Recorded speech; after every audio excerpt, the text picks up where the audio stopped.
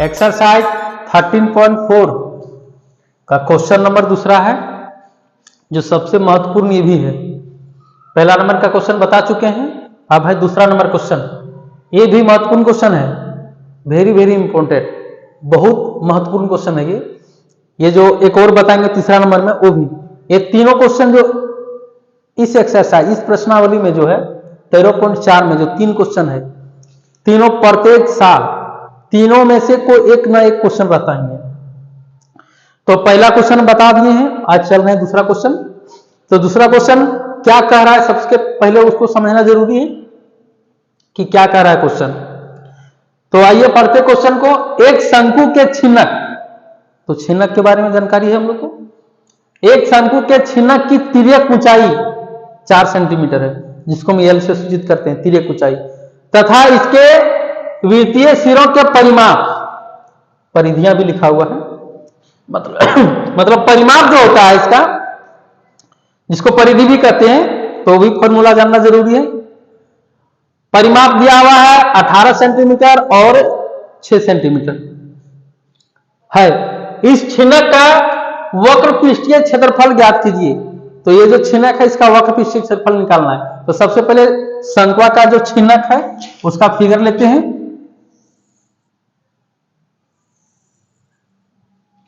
इसको पलट के रखे हैं, ठीक है।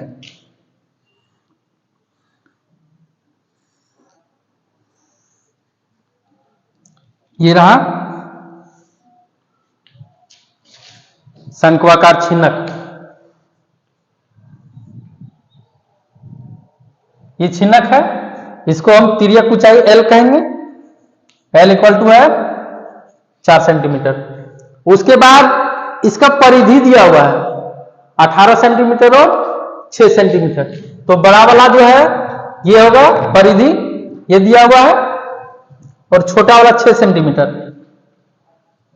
ये इसको हम जब लेंगे तो कैपिटल R से सूचित करेंगे इसको, और ये स्मॉल r लेते हैं, क्योंकि ये बड़ा है इसलिए और ये छोटा है इसलिए। तो जो दिया हुआ है उसको सबसे पहले लिखेंगे, उसके बाद परिधि दिया हुआ है, तो परिधि दिया हुआ है दोनों का, तो दोनों का त्रिज्या निकालना होगा परिधि के फॉर्मूला से, परिमाप के फॉर्मूला से, कि परिमाप क्या होता है, वृत्त का परिमाप, उसके अनुसार। उसके बाद फिर हम धीरे धीरे आगे बढ़ेंगे। तो छिन्नक की तिर्यक ऊंचाई वी हैव, हम लोगों के पास क्या है, छिन्नक की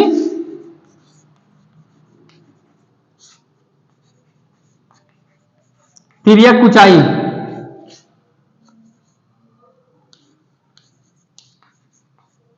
तिर्यक ऊंचाई जिसको L से सूचित करते हैं, ये 4 सेंटीमीटर, तथा इसके वृत्तीय सिरों के परिमाप। तो ये जो परिमाप दिया हुआ है, उसके बाद हम लिखेंगे ऊपरी भाग का परिमाप। ये जो ऊपरी भाग है उसको लिखेंगे, उसके बाद निचले भाग, वृत्ताकार है ना, वृत्ताकार वृत्तीय सिरे, ऊपरी लिखेंगे यहां, ऊपरी वृत्ताकार सिरे का परिमाप कितना है, 18 सेंटीमीटर। 18 सेंटीमीटर है, किस टाइप का है, वृत्ताकार है। तो वृत्त की परिमाप क्या होता है, that implies 2 pi capital R लेंगे। ऊपर भाग में हम त्रिज्या को कैपिटल माने हैं, बड़ा माने, इसीलिए 2 pi R equal to 18 centimetre. That implies capital R निकालना है हमको, ठीक है।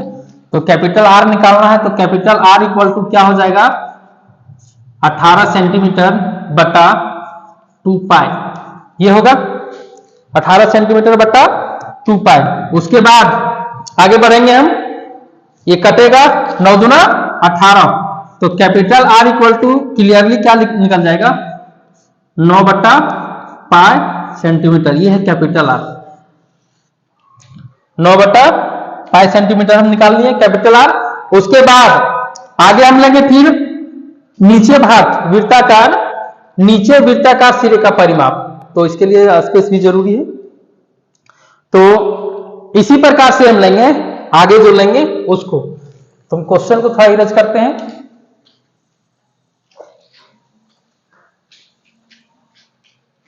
6 सेंटीमीटर ही याद रखना है, परिमाप जो है दूसरा है 6 सेंटीमीटर, तथा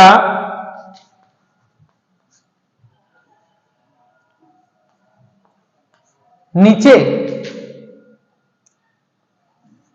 वृत्ताकार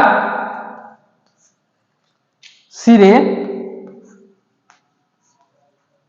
का परिमाप ये कितना है? 6 सेंटीमीटर। 6 सेंटीमीटर है।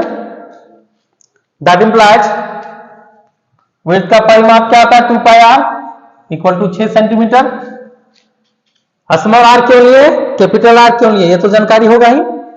दैट इंप्लाइज स्मॉल आर निकालना है, 6 सेंटीमीटर बटा 2 पाई, ये कटेगा तो आर इक्वल टू होगा 2 तिया 6, काट भी सकते हैं, 3 बटा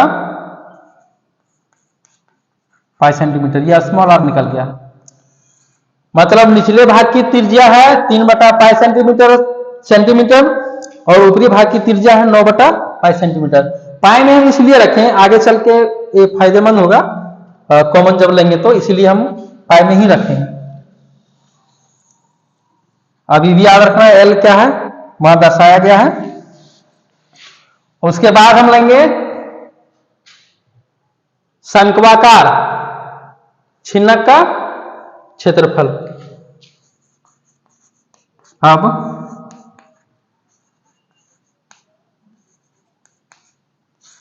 शंक्वाकार ही है, शंकु के छिन्नक डायरेक्ट भी लिख सकते हैं, छिन्नक का वक्रपृष्ठीय क्षेत्रफल, शंक्वाकार नहीं लिखते हैं। अब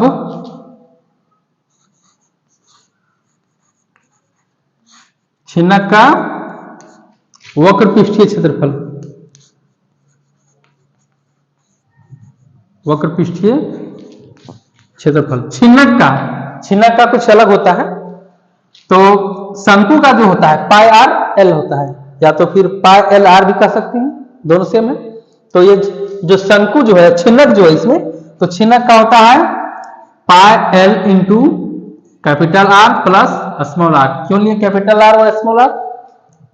कैपिटल आर ऊपर वाला है और स्मॉल आर नीचे वाला है। मतलब पाई एल और जो होता है दोनों त्रिज्या जो होता है, दोनों त्रिज्या नीचे वाला और ऊपर वाला, दोनों त्रिज्या का क्या होता है? योगफल होता है। ठीक है, तो त्रिज्या मालूम है, एक है 3 बटा पाई सेंटीमीटर, दूसरा है 9 बटा पाई सेंटीमीटर। पाई को पाई में ही रहने देते हैं। उसके बाद है एल है 4 सेंटीमीटर, गुणा का चिन्ह भी दे सकते हैं, नहीं भी दे सकते हैं, लेकिन फिर भी यहां गुणा है। तो कैपिटल आर है 9 बटा पाई प्लस सेंटीमीटर हम लास्ट में देंगे 3 बटा पाई सेंटीमीटर। इसी तरह बढ़ते जाएंगे धीरे धीरे, पाई इंटू 4 सेंटीमीटर इंटू, अब इसका यदि हम भिन्न जोड़ निकालेंगे तो क्या होगा? पाई का एलसीएम पाई ही आएगा, 9 और 3 क्या हो जाएगा? 9 और 3 12। अब फायदा देखो क्या हुआ, पाई भी कैंसिल हो जा रहा है यहाँ। अब यहाँ पाई और पाई को काट देते हैं, क्या बच गया? 4 सेंटीमीटर गुने 12 सेंटीमीटर। तो क्लियरली इसका आंसर क्या होगा? 12 चौक 48 सेंटीमीटर स्क्वायर। तो ये जो छिन्नक का वक्रपृष्ठीय क्षेत्रफल, कुल नहीं वक्र, छिन्नक का जो वक्रपृष्ठीय क्षेत्रफल आया, ये क्या आया? 48 सेंटीमीटर। यही है आंसर। तो क्या किया? सबसे पहले फिगर बनाना जरूरी है, फिगर बनाना जरूरी है, तभी ये समझ में आएगा। फिगर जरूरी है। परिधि दिया हुआ था, परिधि दिया हुआ था दोनों का, निचले सिरे और ऊपरी सिरे का। तो उसके सबसे पहले हम त्रिज्या दोनों का निकालें। त्रिज्या निकालने के बाद एल तो दिया हुआ है, छिन्नक का भी एल के लिए कुछ अलग फॉर्मूला होता है। यदि हम एल नहीं दिया हुआ रहे और एल निकालने का जरूरत पड़े तो छिन्नक के लिए कुछ अलग है। तो दोनों का त्रिज्या निकाले, ऊपरी भाग और निचले भाग का, और पाई नहीं रहने दिए, क्योंकि यह फायदेमंद हुआ कि नहीं? ये पाई कैंसिल हो गया, पाई का वैल्यू हमको लेने का जरूरत भी नहीं पड़ा। तो दोनों का परिधि दिया हुआ था, त्रिज्या दोनों का निकालें। त्रिज्या निकालने के बाद छिन्नक का वक्रपृष्ठीय क्षेत्रफल ये सूत्र होता है pi L into capital R plus small R. हम इसको जो माने हैं कैपिटल आर और स्मॉल आर, इसको R1 R2 भी ले सकते हैं, कोई दिक्कत नहीं है। R1 R2 उससे भी हो जाएगा। तो हम इसमें लिए हैं कैपिटल आर और स्मॉल आर लिए हैं, तो उससे भी हो जाएगा, उसमें कोई दिक्कत नहीं होता, कुछ भी मान सकते हैं। R1 R2 capital R small are चलेगा।